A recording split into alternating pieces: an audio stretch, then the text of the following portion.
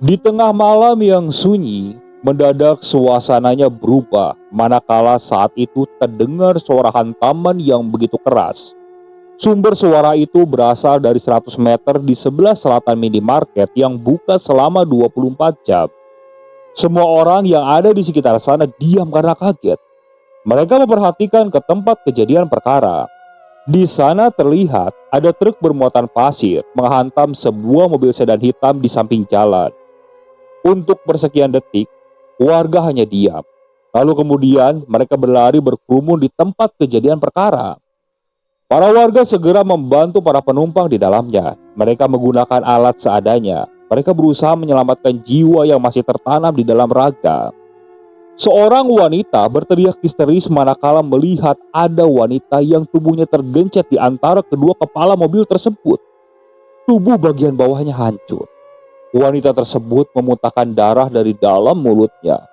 Ia menemui ajal dengan begitu naasnya. Tubuhnya terbelah menjadi dua, terhimpit kendaraan yang saling bertabrakan. Wanita tersebut langsung tewas di tempat. Sementara supir truk dan semua penumpang sedan nampak mengalami luka yang cukup serius. Beberapa lama kemudian, ambulan dan mobil polisi datang, mengamankan tempat kejadian dan mengevakuasi korban. Kejadian tersebut baru beberapa bulan yang lalu, masih hangat untuk diceritakan sebenarnya. Dan sampai sekarang, ternyata sosok tersebut masih ada di sana. Sehari berselang, Riko memelankan laju motornya. Ia berhenti sejenak untuk melihat apa yang terjadi ketika ada garis polisi dan abu halus yang bertabur di dalamnya.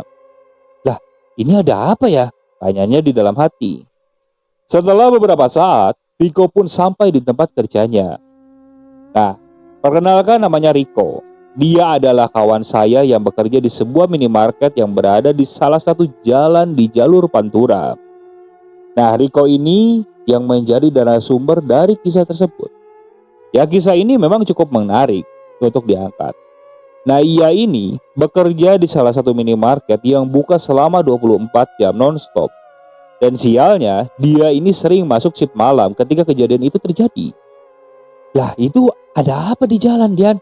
Di selatan jalan itu, tanya Riko pada Dian yang masuk satu shift dengannya. Emang kamu nggak tahu? Tanya Dian kembali. Lah, nggak tahu kan, kemarin aku libur, jadi nggak tahu, tanya Riko. Iya, kemarin malam itu ada mobil tabrakan dan ada wanita yang tergencet di antara kedua mobil tersebut. Ih, ngeri, tubuhnya kepotong jadi dua, jelas Dian kepada Riko. Walah, serem tenan, Cah. Aduh, gimana ya?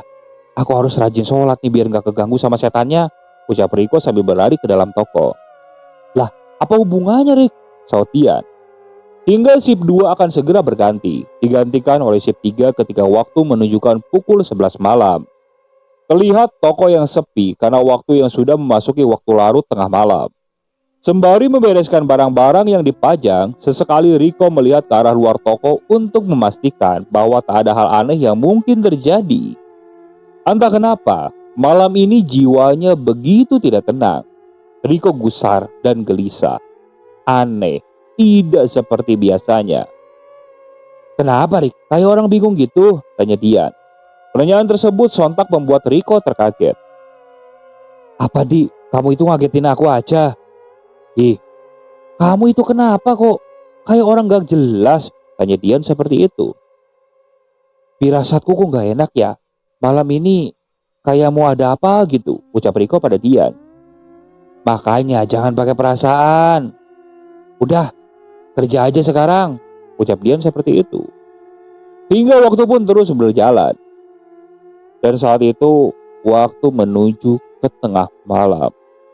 Dan syukurlah ternyata ada beberapa orang yang datang untuk berbelanja ke toko.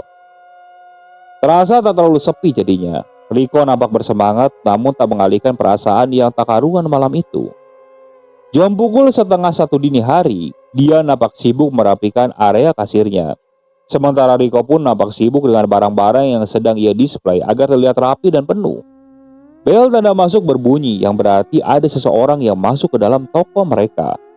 Dian segera berdiri untuk menyambut.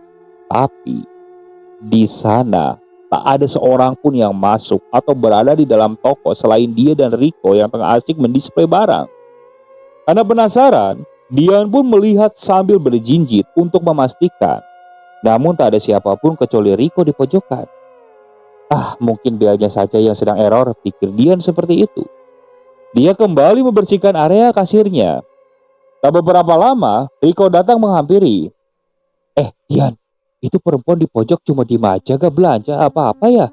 Tanya Rico pada Dian. Mana? Ucap Dian kepada Rico. Itu tuh, Rico menunjuk ke arah pojokan samping kolor minuman. Perasaan tadi gak ada orang, ucap Dian. Mungkin kupingmu mampet kali. Itu kelihatan ada orang. Ya tadi memang ada bel masuk. Tapi aku gak lihat ada orang loh. Coba cek CCTV, pinta Rico seperti itu. Mereka berdua diam dengan mulut yang menganga, saling bertatap satu sama lain saat melihat rekaman CCTV di mana wanita itu berada. Wanita tersebut nampak jelas di hadapan mata, namun tidak terlihat di dalam rekaman CCTV. Rico menelan ludah dengan apa yang terjadi. Wanita tersebut masih berada di pojok, namun tidak terlihat di layar monitor. Rico terus melihat ke arah layar CCTV dan di mana wanita tersebut berada. Berkali-kali dia melihat layar dan menoleh ke arah pojok untuk memastikan bahwa mata dan CCTV itu tidak salah. Astagfirullahaladzim, astagfirullahaladzim, astagfirullahaladzim, ucap Rico dengan cukup keras. Entah kenapa di dalam ruangan pendingin itu tubuhnya terasa gerah dan berkeringat, sangatlah panas. Dinginnya AC tak mampu membuat tubuhnya adem dan tenang. Rico dan Dian bersembunyi di bawah kasir karena ketakutan. Pikirannya berkecamuk, takut jikalau sosok tersebut datang menghampiri ke arah mereka. Dan tak berapa lama, bel masuk kembali berbunyi. Pak, ucap seseorang di balik meja. Dian dan Rico masih gemetar ketakutan. Pak, saya mau bayar tagihan online shop, Mbak. Mereka berdua bernapas lega. Berarti sosok yang punya suara tersebut adalah manusia. Karena tak mungkin rasanya kalau hantu mau bayar belanjaan online shop. Dengan lemas, Dian mencoba berdiri. Segera ia buang perasaan was-was dan wajah takutnya karena di depan pelanggan dia harus memberikan senyuman dan pelayanan yang terbaik tentunya. Sesekali dia melirik ke arah pojokan tersebut dan di sana wanita misterius itu telah tiada. Singkat cerita, jam sudah menunjukkan pukul 2 dini hari. Toko sangatlah sepi. Begitu jalan pantura di depan ini tampaklah lenggang, hening, sepi termakan kegelapan malam. Rico memilih menghilangkan kejadian yang dialaminya tadi. Kejadian yang sangat mengganggu pikirannya. Ia coba menyalakan sebatang rokok dan duduk di depan toko yang sepi berbandingkan udara yang dingin. Sementara dia nampak tengah membersihkan barang-barang yang tak jauh dari area kasir karena ia masih merasa takut atas kejadian tadi. Sedang asik bersih-bersih, Dian kaget karena ulah Rico yang buru-buru masuk ke dalam. Gendang iki. Gendang, ucap Rico. Kenapa sih? Itu setan tadi malah ngelambai-lambai di seberang jalan. Suruh saya ke sana, jelas Rico. Wah, yang bener kamu, Rik. Jangan mau tuh. Tuh lihat tuh, itu setannya. Udah. Aku gak mau lihat, ucap Dian seperti itu. Siapa yang mau juga mau ke seberang sana? Itu setan terus ngelambai-lambai, ucap Rico seperti itu. Udah sekarang kita nyalain musik aja biar gak sepi. Rico lalu menyalakan musik, berharap malam yang menyebalkan itu segera berlalu. Namun sialnya, jam 6 waktu pergantian shift ternyata masih cukuplah lama. Dan semoga tak terjadi hal buruk di kedepannya, ucap Rico di dalam hatinya. Alhamdulillahnya, sosok itu menghilang di seberang jalan, tak muncul lagi. Sampai akhirnya pergantian shift pun sudah terjadi. Singkat cerita, besok malamnya Rico tengah bersiap-siap untuk kembali berangkat bekerja. Segera ia keluarkan motor kesayangannya dan segera memanasi mesin motornya. Saat sedang memanasi mesin motornya, tercium aroma melati yang menusuk di hidungnya. Tak lama semerbak aroma tersebut berganti menjadi bau busuk yang mengganggu hidungnya. Rico sampai menutup hidungnya dengan kaos yang ia kenakan. Perasaannya menjadi sangat was-was dan tidak tenang. Ada apa lagi ini? Tanyanya di dalam hati. Agak sajalah. Rico memantapkan keberaniannya. Di tengah perjalanan, Rico seringkali melihat ke arah belakang. Takutnya ada sesuatu yang ikut dan dibonceng oleh motornya. Rico pun memundurkan duduknya hampir sepanjang jok motor yang ia kendarai agar tak ada yang ikut dibonceng ataupun lebih menenangkan pikirannya. Sedang asik melaju, Rico merasa ada sebuah tangan yang memijit bahunya. Ia segera menarik gas motornya dalam-dalam. Namun, semakin lama semakin terasa. Kini tangan tersebut terasa ada di perutnya. Persis seperti ada yang ikut diboncengnya. Apa yang ia takutkan pun terjadi.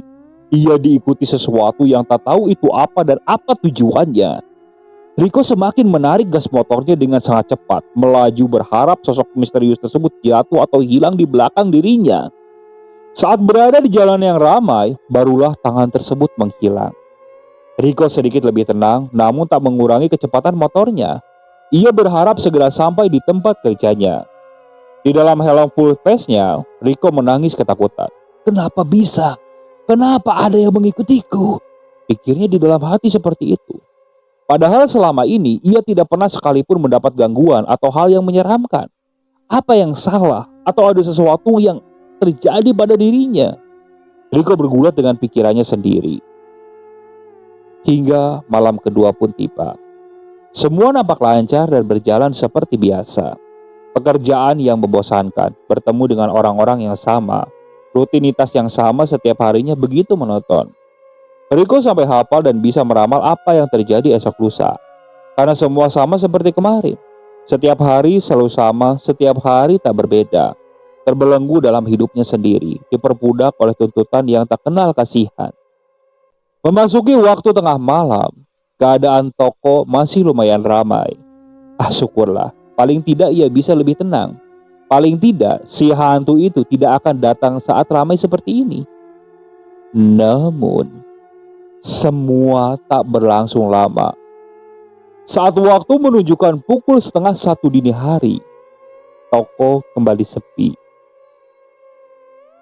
Rick, musik, pinta dia. Rico pun segera menyetel musik untuk meramaikan suasana. Namun tiba-tiba, semua lampu mati, komputer dan kolor pun mati, pertanda listrik padam atau sedang mati lampu. Dian dan Rico saling tunjuk untuk melihat ke depan untuk memastikan apakah lampu mati atau ada yang konslet. Setelah melakukan suit terpilihlah Rico yang harus mengecek keadaan ke depan. Rico memberikan diri untuk mengecek. Dian yang merasa lebih ngeri dan takut kalau ditinggal sendirian akhirnya ikut menyusul Rico. Setelah dicek, ternyata benar sedang terjadi pemadaman listrik. Rico langsung menyalakan genset sebagai pembangkit listrik sementara agar toko tidak gelap. Lampu pun menyala kembali dengan energi dari mesin genset. Namun entah kenapa, lampu yang menyala tidak terlalu terang. Terkesan redup dan meremang. Paling tidak, ini lebih baik daripada harus gelap sepenuhnya. Setelah cukup lama, datanglah seorang wanita mengenakan dress panjang. Atau lebih mirip daster nampaknya. Berwarna putih sedikit kotor dan dekil masuk ke dalam toko. Dan namun anehnya, bel tanda masuk itu tidak berbunyi. Entah mati atau konslet karena listrik yang tadi padam. Pakaian yang ia kenakan pun nampak basah sehingga air masih menetes dari pakaiannya saat dia masuk. Wanita berambut hitam dan panjang itu menunduk dan tak menampakkan wajahnya. Rico dan dia nampak biasa karena konsumen mereka memang banyak yang seperti itu. Malam itu, di dalam toko hanya ada Dian, Rico, ditambah satu pelanggan yang barusan.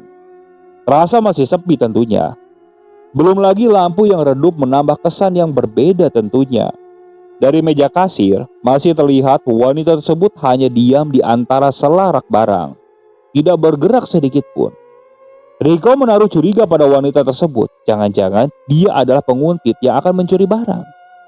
Rico berinisiatif untuk mendekati wanita itu untuk mengecek dan memastikan. Rico berpura-pura membereskan barang-barang dan segera menuju ke rak wanita tersebut lewat rak samping. Sementara Dian berjaga di depan meja kasir agar ketika wanita tersebut kepergok dan hendak lari, Dian bisa dengan mudah menghalanginya. Ketika sudah dekat, Riko pun menunduk sambil melangkahkan kakinya. Dan ketika tiba di mana wanita tersebut berada, Riko langsung diam mematung. Mulutnya mendadak keluh dan bisu. Riko masih harus menggigit lidahnya agar dia bisa berteriak dan bergerak. Terlihat jelas di depan matanya, wanita tersebut hanya separuh badan. Hanya menyisakan bagian perut ke atas sampai kepala. Sementara kakinya tidak ada dan banyak darah di bawah sosok tersebut. Setelah berhasil bergerak, Riko langsung berteriak dan berlari.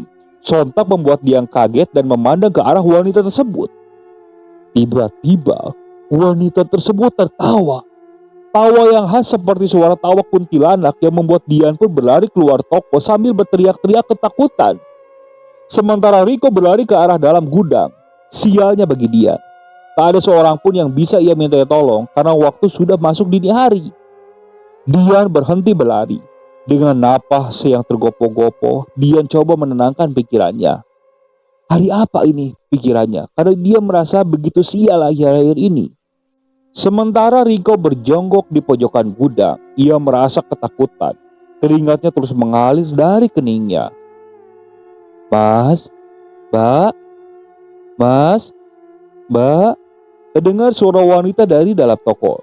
Riko kaget. Mas, Mbak, halo, Mbak, Mas. Terdengar suara wanita dari dalam toko itu. Riko melangkah perlahan. Namun kardus di belakang Riko tiba-tiba terjatuh yang membuat Riko berlari langsung menuju depan.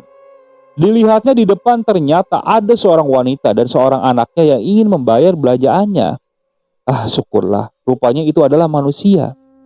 Mas, kemana aja dari tadi saya panggil-panggil? Ucap wanita tersebut dengan nada sedikit kesal. Dengan senyum terpaksa, Riko coba melayani belanjaan wanita tersebut. Sementara Dian berjalan perlahan mendekat ke arah toko. Terlihat dari depan ada Riko dan seorang ibu-ibu dengan anaknya. Ah, syukurlah, ucap Dian seperti itu. Namun sesaat Dian akan masuk, ekor mata sebelah kirinya terlihat ada sewanita setengah badan di pojokan toko tersebut. Sontak membuat Dian kembali panik dan takut. Ia berpikir ulang untuk masuk ke dalam. Saat itu, dia memperhatikan kembali ke arah pojok. Namun sosok wanita setengah badan itu malah memperhatikan Dian. Dian langsung masuk. Ia menabrak wanita yang tengah membayar belanjanya itu. Loh, hati-hati sih mbak. Tuh jatuh kan? Ucap wanita tersebut. Iya maaf mbak. Ucap Dian yang langsung berlari dan bersembunyi di bawah meja kasir. Apa? Ada apa? Ucap Riko karena kaget dan takut. Dia ada di pojok, Rik. Jawab Dian dengan gemetar. Ampun Gusti, sial bener ini nasibku, ucap Riko memelas. Tiba-tiba, kepala hantu wanita tersebut menabrak kaca yang persis ada di samping Riko dan Dian. Kepalanya pecah. Dengan organ dalam tubuhnya yang bergantung dan tersenyum ke arah mereka berdua. Riko langsung lemas, saking kagetnya, ia langsung pingsan. Sementara Dian segera membaca ayat-ayat suci yang ia bisa. Terdengar cukup keras bacaannya. Sementara sosok tersebut terus menghantam-hantamkan kepalanya di kaca toko. Hantaman kepalanya cukuplah keras. Terus keras. Dian sekuat tenaga terus membaca ayat-ayat suci tersebut. Sementara sosok wanita yang sedang belanja itu, entah kenapa sepertinya dia tidak melihat. Dia keluar dengan polosnya dan tidak memperdulikan Riko dan Dian yang tingkahnya benar-benar ketakutan. Dian terus menundukkan pandangannya, berharap semua kejadian buruk ini segera berakhir. Semakin lama, semakin hilang suara hantaman kepala tersebut. Namun, gedoran kaca tersebut kini memelan. Diiringi dengan suara tawa yang mulai menjauh. Dian terus saja membacakan ayat-ayat suci tersebut. Terkesan terburu-buru dan ketakutan. Riko, bangun Riko. Riko, bangun. Ucap Dian sambil menepuk-nepuk pipi Riko. Rupanya cukup lama Riko pingsan. Ia baru siuman ketika masuk waktu subuh. Riko nampak shock. Dia seperti orang linglung. Wajahnya terlihat pucat, lesu. Keesokan harinya, Riko langsung jatuh sakit. Badannya demam tinggi, menggigil tak karuan. Kakeknya Riko yang sepertinya paham dengan apa yang terjadi dengan Riko, ia pun bergegas mencari daun kelor dan secari gedebong pisang batu hitam untuk mengobati cucunya tersebut. Mbah Warno mengambil air dan memasukkannya di dalam wadah baskom berukuran sedang. Dicelupkannya daun kelor tersebut ke dalam baskom air. Ia membaca-bacakan sesuatu dan menghembuskannya ke arah air di dalam baskom tersebut. Sementara secari gedebong dari pisang batu hitam yang ia bawa diikatkannya di jempol kaki Riko. Setelah selesai membaca doa-doa, Mbah Warno segera memercikan tetesan air dari daun kelor tersebut ke seluruh badan Riko. Mbah Warno lantas mengambil sapu yang terbuat dari serabut kelapa. Mbah Warno kembali membaca doa-doa dan mengibaskan sapu tersebut dari ujung kepala sampai ujung kaki Riko. Mbah Warno melakukan tersebut selama 3 kali. Dalam kepercayaan orang-orang di sini, hal tersebut bertujuan untuk menghilangkan aura atau energi negatif yang ada di dalam tubuh kita. Tentu dengan bacaan tertentu, tidak asal sapu-sapu saja. Sementara percikan air dari daun kelor bertujuan untuk memecah energi negatif tersebut, sedangkan secarik pelepah pisang batu bertujuan untuk membentengi diri agar energi yang tersapu keluar tidak masuk kembali. Dan terbukti, panas tubuh Riko menurun, demamnya pun terlihat mereda. Riko nampak tenang dan napasnya menjadi teratur. 2 hari kemudian setelah Riko sembuh, ia meminta kepada atasannya agar ia dipindahkan tempat kerjanya, atau jika tidak, ia lebih memilih resign dari kerjaannya tersebut. Dan untunglah sang atasan memindahkan Riko ke toko yang lebih dekat dari rumahnya. Dian pun melakukan hal yang sama, namun sayangnya Dian harus menunggu sebulan lagi agar dia bisa dipindahkan ke toko yang baru. Ah, sialnya untuk Dian. Hingga saat ini, area di sekitar tempat kecelakaan tersebut menjadi jalan yang dihindari warga sekitar maupun pedagang. Yang ada di sekitaran tempat tersebut karena terdengar desas-desus, banyak warga yang sering diganggu maupun ditunjukkan oleh sosok hantu wanita setengah badan tersebut. Terlalu banyak cerita menyeramkan di sekitaran tempat itu. Sebenarnya sudah dilakukan pembersihan dengan cara doa bersama maupun pengusiran dari orang-orang yang mengerti akan dunia gaib. Namun tetap saja, sang hantu tetap kembali ke tempat tersebut. Oke, sekian untuk cerita kali ini. Saya mohon maaf apabila masih banyak kekurangan dalam pembawaan ceritanya. Saya ucapkan terima kasih kepada para penonton yang benar-benar setia mengikuti cerita dari channel Keramat Horor ini. Semoga kalian selalu diberikan kesehatan, dilancarkan rezekinya, dan dijauhkan dari musibah. Terus ikuti cerita yang dibawakan oleh channel Keramat Horor ini. Assalamualaikum warahmatullahi wabarakatuh.